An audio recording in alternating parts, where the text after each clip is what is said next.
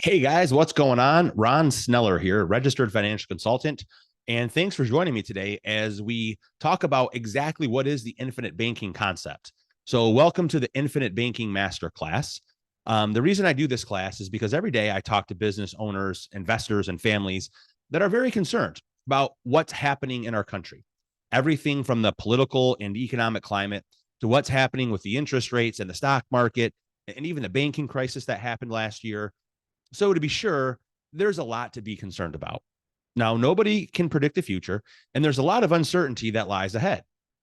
But there are strategies that you can use to insulate your savings from all the uncertainty and from all the market manipulations. That's really what the infinite banking strategy is all about. This easy to learn cash flow strategy will help you take back control of your capital while giving you more leverage and liquidity throughout your working years. This is a foundational concept that I believe anybody can and should build their financial house upon. And it can serve really as a solid foundation to allow you to maximize the efficiency of your other investments while minimizing uncertainty and minimizing volatility. So, what if there was a way where you could protect your capital and grow it and spend it all at the same time? I'm telling you that there is. In fact, this is the secret strategy that the wealthiest families in America have used for generations to protect and grow their wealth. Families like the Rothschilds and the Rockefellers have used this strategy to create their empires. Businessmen like Walt Disney, J.C. Penney, and Ray Kroc have utilized this strategy to create their empires. But you don't need their kind of wealth to get benefits from this strategy. But we do want to talk about maximizing your wealth. And I think that the first step to maximizing your future potential is to maximize your income and your savings now. And the first step to maximizing your savings now is by minimizing, or more importantly, eliminating what I like to call wealth drains. Because almost every one of us on a daily basis transfers a portion of our potential wealth away from our personal economy and out of our control. Now, some of these transfers we know about, but with others, they're kind of hidden. We have no idea that they're happening. Now, the biggest wealth drain that most of us know and hate is what I like to call a confiscation by the Internal Revenue Service. In other words, paying our fair share, right? In other words, taxes, right? Another wealth drain is from interest charges on debt, bad debt, bad spending. You know, a recent survey by gobankingrates.com compiled a blueprint of what a typical American's spending, debt, and savings account looks like. With this kind of debt, how in the hell can anyone in this country get ahead, much less have aspirations for financial freedom? And this financial matrix that exists, the corporations, the banks, the Wall Street, they've conditioned us that none of this stuff right here matters. This is just all normal. This is just conventional wisdom. It's just a little bit of taxes paid over here, just a little bit of fees paid to Wall Street over there, just a little bit of interest paid to the banks over there. We get accustomed to this, you guys, and we don't even realize just how much money is just slipping through our fingers. See, this is the hidden wealth transfer that the financial matrix conditions us to accept as normal. And they would do anything to get you to not learn about these hidden wealth transfers and to not address them. But that's what today's class is all about: education and then positive action, ultimately giving you greater control over your financial lives and putting you back in the driver's seat of your financial future. Now, you might be one of those extraordinary people who pay cash for everything, and we'll get to you in a minute. But we're going to show you how paying cash is just as bad as going into debt, because paying cash is still a wealth transfer. You can see the quote from Robert Kiyosaki on your screen right here: savers are losers. And I'll explain exactly what he means by that here in just a sec. So, a huge key to achieving financial independence is finding a way to minimize these wealth transfers, that money going, leaving your personal economy, how to recapture it and put it back to work for you. And this all starts with how you spend your money and with how you save your money. Now, there are really three different ways that you could run your household spending and investing. For the typical American that we introduced you to earlier, they are borrowing to pay for large expenses, for their lifestyle, or capital for their business. We call these people debtors. They work to spend and they don't have capital working for them because they can't save. Now, when expenses come up, they borrow money. and slowly repay the loans using future income. They always pay interest. This cycle of continued borrowing and repaying continues, but they are always working just to get their heads above water, just to get back to zero. You see, they have obligated the majority of their future paychecks to somebody else. Instead of owning assets, they have become someone else's asset. Not a good place to be, guys. Moving over to number 2. This is the traditional way that maybe our grandparents handled large expenses, is that they saved up their money. When they have a large expense come up, what they did is they emptied their savings to pay for it. Or what I like to say is they, quote, drain their tank. You see, as savers go through their life, they are continuously going through a cycle of filling their tank and then draining their tank. Each time they have a big expense, their tank is drained and they return back to zero. In this comparison, they are no better off than the debtor, because on the wealth curve, guess what? They still wind up at zero. And most people think that this is a good thing to pay cash for purchases, but they don't understand the ramifications of this. You see, each time they drain their tank, they kill their power of compounding, and then they have to start all over. But each time they pay cash, they're transferring their wealth to someone else. But not only do they transfer their wealth to somebody else, they're transferring the future compounding potential of that wealth to somebody else as well. You know, Albert Einstein said that the eighth wonder of the world is compound interest, but he was only half right. The true wonder of the world is uninterrupted compound interest, if you will just let that power go to work for you over the long term. But most people don't, because they've been told to pay cash for their purchases. So even though they're well-intentioned, they constantly interrupt the power of compounding. Think of the lost opportunity cost. Let's check out the math on that right here, guys. Let's take a look at the true cost of paying cash, and we'll compare that to the infinite banking concept. So spending cash, or what I like to call the Dave Ramsey way, right? But Dave will never share the opportunity cost associated with the Dave Ramsey way. Let's check this out. In this example, we'll show someone who is saving $1,000 a month or $12,000 per year. And let's say that at the end of 6 years, they've accumulated almost $84,000 and they want to spend that money. So if they were to spend their own money, they would have to drain their tank and then start saving that $1,000 per month all over again, only to drain their tank again when they want to make another purchase, and then keep repeating the cycle. The red chart shows what happens to your wealth when you interrupt compounding interest. Now we're going to put up a green chart next, where the green chart shows what happens to the same amount of money if it at the same interest rates if it enjoys uninterrupted compound interest. If you were to add that $1,000 per month back to your cash reserves and let it enjoy uninterrupted compound interest, at the end of 30 years, if growing at 6%, it would have grown to $1 million. But by draining your tank every 6 years to pay cash for purchases and interrupting the compounding power of that wealth you're saving, this turns out to be a $1 million mistake. Can you afford to make a $1 million mistake? I didn't think so. Let's move on. So the big lesson here is this, guys. You finance everything that you buy, even if you pay cash.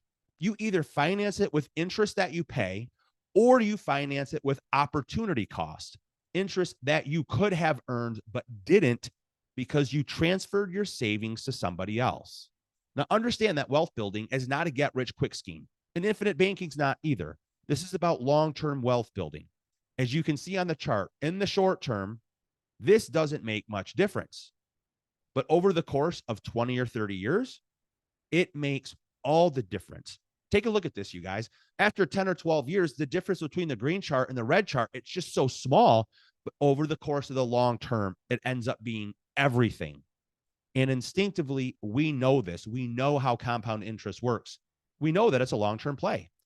But it seems that nowadays, everyone wants to get rich quick and chase some kind of speculative scheme.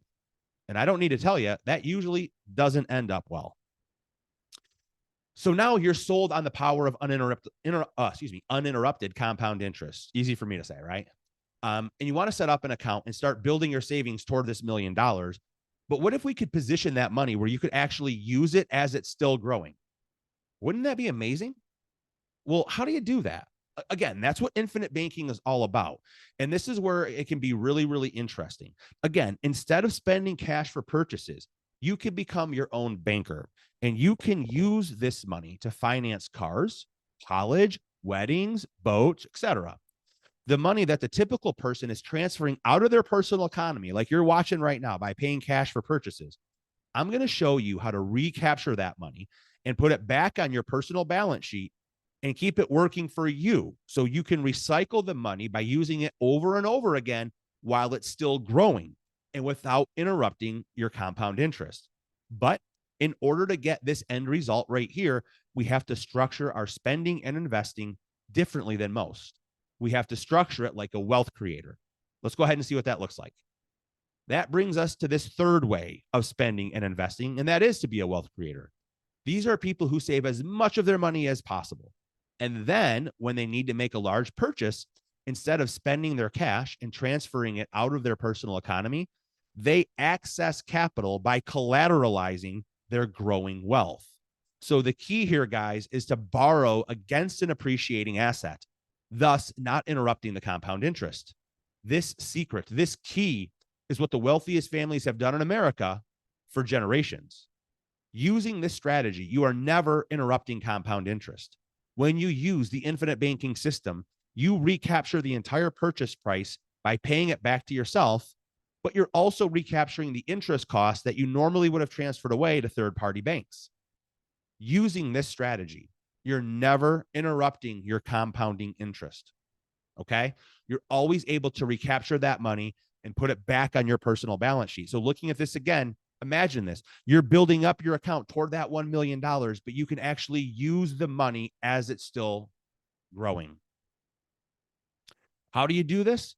You're simply borrowing against an appreciating asset. So you don't interrupt that power of compound interest and you don't pay any income tax, because what are you doing? You're simply borrowing against the value of your asset or the value of your insurance policy using the incredible power of OPM, other people's money. When you purchase a car or a boat or college tuition, or you pay for your daughter's wedding, you simply take that same payment you would have made to a third-party bank and pay it back to yourself as your policy is still growing. This money that the typical person is transferring out of their personal economy by paying cash for purchases or investments, you are recapturing that money, plus recapturing the wealth potential of the future compound interest. Now, do we recommend that you borrow against your policy and go to Vegas? No, absolutely not. But another thing that you can do, in addition to financing lifestyle purchases, is to deploy that capital into productive assets, like buying real estate, buying a business, or even investing into the stock market after a big correction. You see, guys, this is how many people have gotten wealthy. They protect and safely grow their capital, keeping control over it, and then they make an absolute killing during the downturns. You see, when everyone else is panicking and selling things off in a fire sale, the wealthy swoop in and they buy those assets for cheap. You see, Robert Kiyosaki from Rich Dad, Poor Dad fame has said multiple times that the financial crash of 2008, that was the best time of their life because they were able to exponentially increase their wealth, but they were only able to do it because they had access to capital. Now, you're starting to understand that using this strategy, you're never interrupting compound interest and you're not giving up control of your money.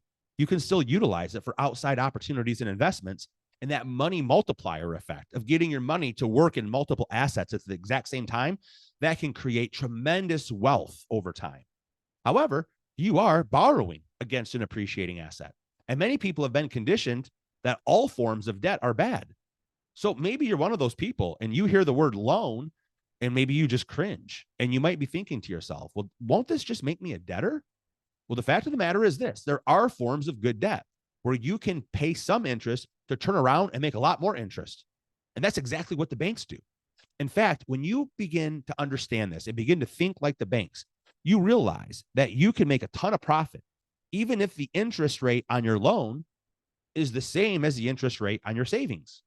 Well, how can that possibly be? You think, okay, if I'm making 6% on my savings and I'm paying 6% loan, isn't that pretty much a wash and I'm not going to make any money? You see, to understand this, again, you have to understand it like a bank.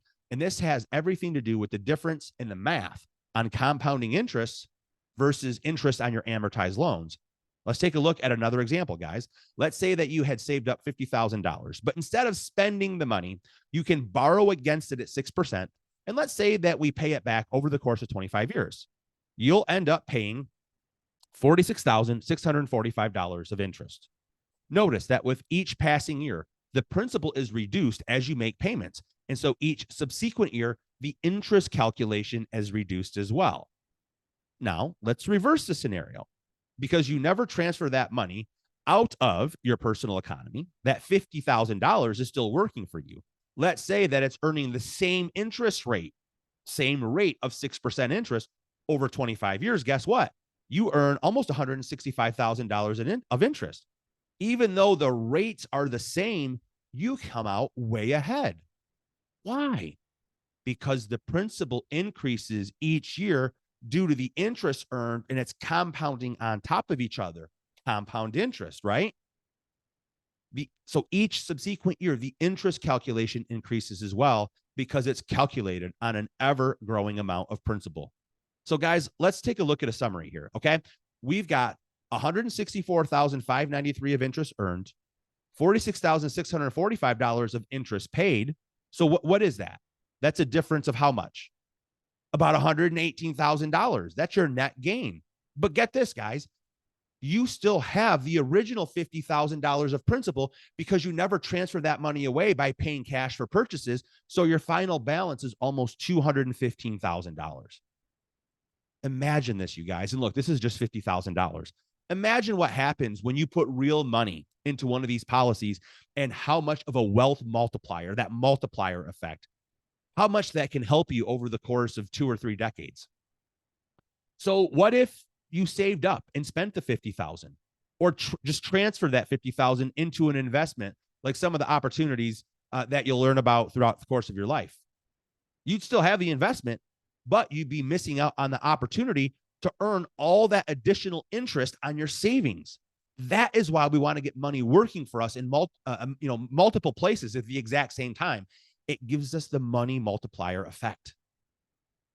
Okay, let's transition here a little bit, guys. So now you're sold on infinite banking. You're sold on plowing your money into an appreciating asset and borrowing against it to make personal purchases or to leverage it into investments and create that multiplier leveraged effect.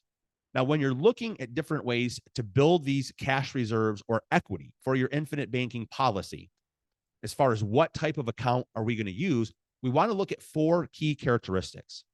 Number 1, how safe is the account or asset? How liquid is the account or asset? What is the typical guaranteed rate of return on the account? And how is this account taxed, or how is the asset taxed? Let's go through these, guys, because there are a number of different accounts that can be used to employ the infinite banking strategy. You could borrow against a savings account or a CD. You could borrow against a qualified account, like your employer-sponsored 401k. You could borrow against your stock portfolio using margin loans. You could borrow against your home equity by using a home equity line of credit. And finally, there's permanent dividend paying life insurance. So cash value life insurance. Let's go through these, guys. We're going to compare these using this chart. Let's start with the savings account. You could borrow against a savings account. Generally, they're pretty safe. They're readily liquid, but the rate of return up until recently, it's been around 1%. And when the Federal Reserve, they're finally starting to pivot, they're cutting interest rates, they'll probably be back down to 1% here within a year or two. And here's the other thing, as far as taxes go. I mean, not only are you not keeping up with the rate of inflation on the interest from your savings, but the way that savings accounts are taxed, it's actually taxed as earned. So there's no tax benefits at all. Let's talk about the second type of account you could borrow against, qualified accounts like your 401k. Are 401k safe? Well, most qualified plans are invested in the stock market. And in the last 25 years, we've seen 2 separate market crashes of 50%. How liquid are these accounts? Well, you can't withdraw before 59.5, or you get hit with an early penalty, 10%, early withdrawal penalty. Now, you may be able to borrow against it with some companies, but there are all sorts of restrictions there. For example, the max loan is half of your balance, or a total maximum would be $50,000. So if you had $60,000 in your 401k, your max loan would be $30,000. But if you had $500,000 in your 401k, your max loan is $50,000. Again, the upper limit at $50,000 there. And here's the other thing: you must repay it back on their terms. It's deducted from your paycheck. And if for some reason, if you're terminated or you can't repay it on time, it becomes a fully taxable distribution. And not only would you owe income tax at that point, But if you're under 59.5, you would also owe the 10% IRS penalty on top of that. Now, what's the rate of return? Here's the thing, guys. Over the long term, it can be ultimately pretty good. I'm not against the stock market. I'm an investment advisor as well. I manage millions and millions and millions of dollars of client wealth in the market. But for this strategy, it's different due to the yo-yo effect, the volatility, the uncertainty in the market. In the short term, this isn't the characteristic that we want for this strategy, for a banking alternative. We need reliable capital to be able to execute properly on this strategy. And then finally, what about taxes? Well, at least the growth is tax deferred. Okay. Let's take a look at next a stock portfolio. Well, how safe is it? Can you lose value? Of course you can. And if the portfolio drops a certain amount, you could end up getting a margin call on your loan. That means the loan can be called due, or they can force liquidate your positions, which is just going to accelerate any kind of downward spiral that's currently happening due to a declining market. Again, that's an extremely hefty risk to take when trying to build your wealth. I would not take that risk. I would be very careful about borrowing against margin. There are much better ways to do this. For the liquidity, though, generally speaking, stocks held outside of a retirement plan, they can be sold pretty fast. There's no 10% penalty. So it's pretty liquid. And you can generally get a line of credit against them pretty fast as well. What's the rate of return on this account? Again, long term, it could be good, but we're not talking about a 20 or 30-year time horizon and investing for the long term. Not with infinite banking. We're talking about being able to use the account on a regular basis and being able to rely on it, not thinking that I have $200,000 that I can use, but due to a market crash, now it's down to 120,000. That's not the characteristic that we want as far as the accounts for infinite banking. How is it taxed? Capital gains tax as you buy and sell. Okay. So if you look at these four considerations, stock market accounts just don't hold up. Let's take a look at real estate using HELOC loans. Okay. How safe is it? Can you lose the equity in your home? Of course you can. The last financial crisis taught us all a very hard lesson where we all thought that real estate could only go up. Is it liquid? Well, to get a loan, it can generally take up to 30 days where you have to complete an application, get a credit check. This loan goes on your credit report. They do job verification, income documentation. They get your tax returns. And even after all that, you can still be denied, right? What's the rate of return? Now, generally speaking, outside of the great financial crisis, generally speaking, the rate of return on real estate is usually pretty stable. As far as taxes goes, there are some great tax advantages to both HELOCs and owning real estate. So, I'm a fan of this. However, there are many accounts that will work or could kind of work with infinite banking, but there's one that worked better than all the others, and that's cash value life insurance. How safe is it? Well, your account is completely protected from losing any principal. And these insurance companies may also pay annual dividends or interest where it's credited to your cash account. Once the dividend or interest is applied to your cash, it's guaranteed, and you can't lose it after that. And you can't lose any of your principal either. So from a safety standpoint, there's no better account. Now, from a liquidity standpoint, the insurance carrier guarantees loans against this account. You can use the account value as collateral for the loan, and the insurance companies will loan up to 90% loan to value on these accounts. And again, it's guaranteed, so it's highly, highly liquid. And the cool thing is that when you're borrowing against life insurance, because of the stability of the asset, there's no application, there's no credit check, there's no job verification, no income documentation. You don't send over tax returns. You fill out a one-page document, sign your name in one or two places. You send it in, and the insurance company deposits the money into your bank account, guaranteed, usually within 3 to 5 business days, sometimes even sooner. And here's another nice thing too. There's no structured payback period. You can set yourself up your own loan payback plan. But if things get tight for some reason, you can skip a few months, you can resume later, or you could not pay back for several months and then pay it back in a lump sum later. It's really up to you. That's what becoming your own bank is all about. But try doing that with a traditional bank loan, right? I mean, here comes the repo man. Say goodbye to your house, bye-bye to your car. But with this strategy, you're becoming the bank, and we're putting you back in control of your money. Now, what's the rate of return on these policies? Historically, these life insurance policies have averaged between 4 to 6% tax-free.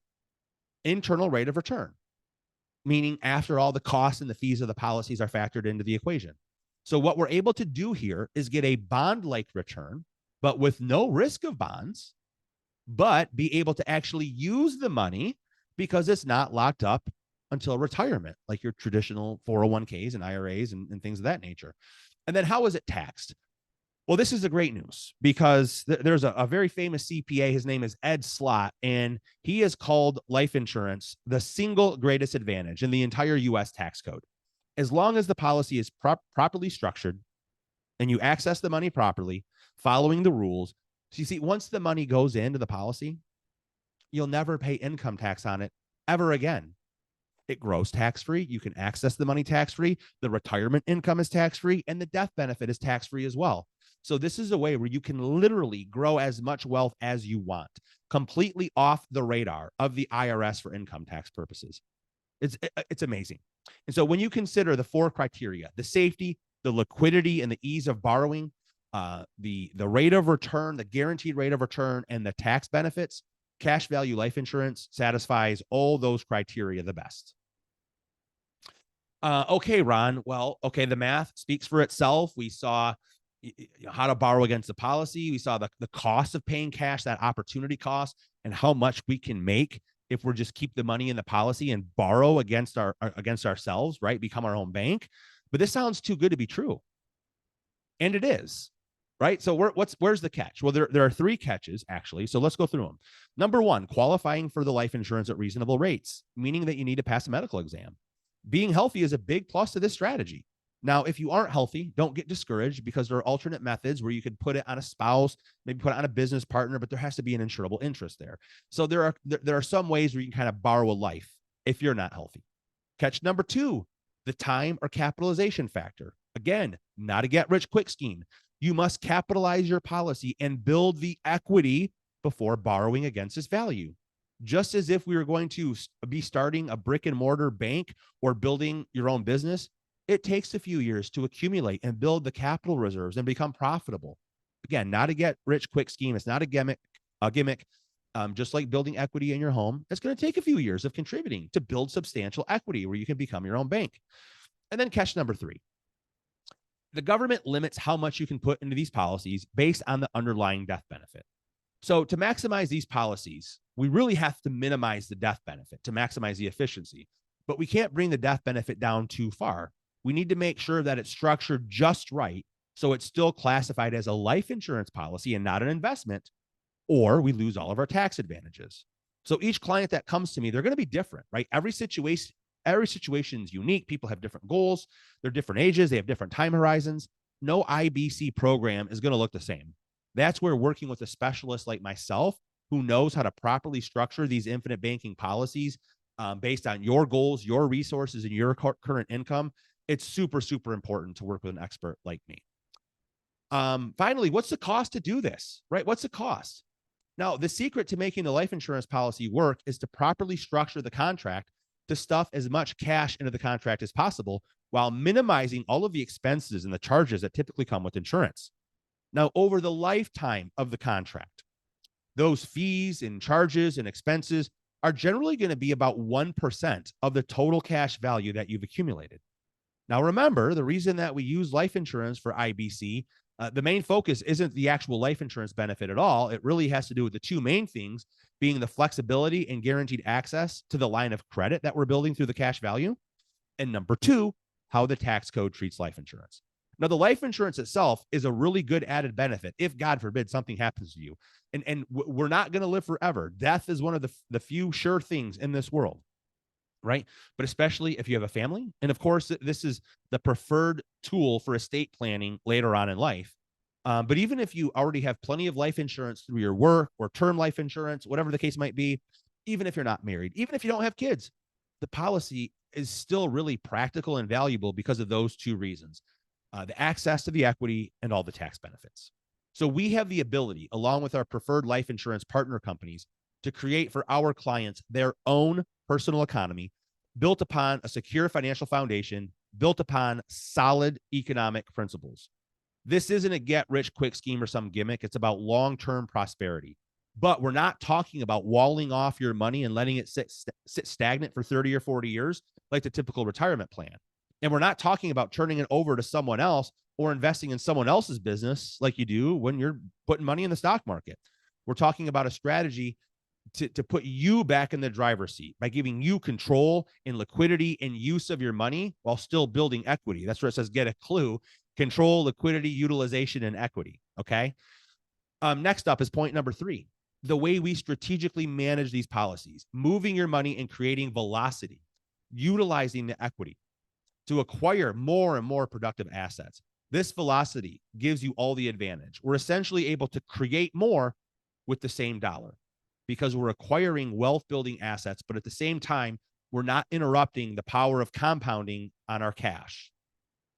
There is no magic to creating wealth. It's created through disciplined savings, uninterrupted compound interest, and the ease of leverage in the acquisition of productive assets. The infinite banking concept, along with the use of cash value life insurance, in my opinion, gives you the best opportunity to, number 1, compound your savings, number 2, give you guaranteed principal protection, and number 3, guaranteed access to your capital to take advantage of investment opportunities and maximize wealth creation.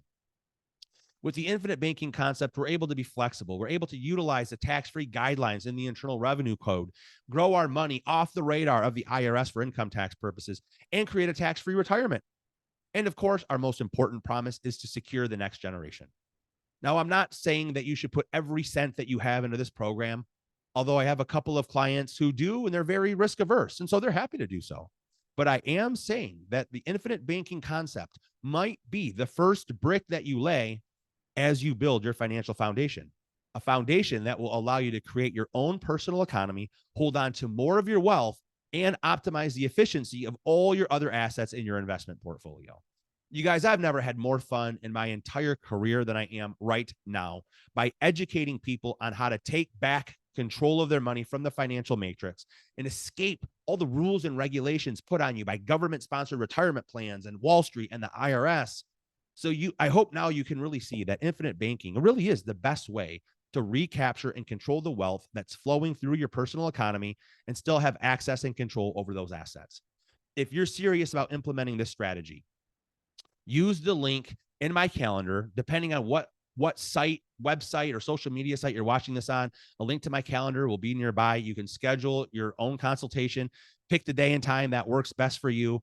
And if you found those educational concepts beneficial, I would love it if you went on my social media pages and commented. The last couple of videos I've posted, I've been talking about this strategy and these unique benefits. So any positive feedback about this is appreciated as well.